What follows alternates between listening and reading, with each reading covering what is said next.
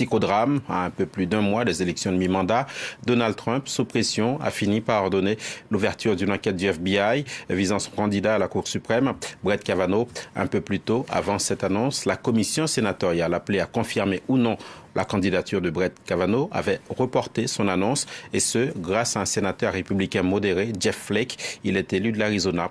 Nafissa Charaï. En un tweet, comme à son habitude, Donald Trump a annoncé l'ouverture d'une enquête du FBI sur son candidat à la Cour suprême, accusé d'agression sexuelle. Nous venons juste de commencer ce soir notre 7e enquête du FBI sur le juge Brett Kavanaugh. Il sera un jour reconnu comme un véritable grand juge de la Cour suprême des États-Unis. À une étape de la Cour suprême, cette enquête retarde la nomination du juge. Dans la journée de vendredi, l'intervention du sénateur Jeff Flake a créé la surprise.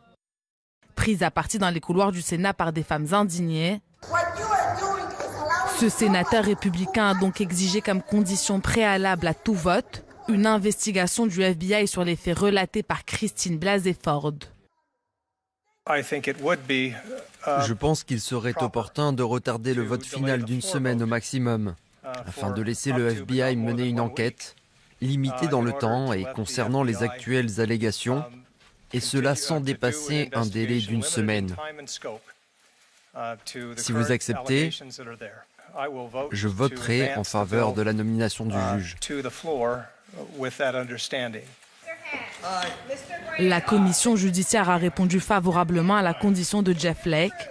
Le sénateur et ses 10 collègues républicains ont donc confirmé la nomination du juge à la Chambre haute. Mais le sénateur républicain prévient, son vote final dépendra des résultats de l'enquête du FBI. Le sort de Brett Kavanaugh polarise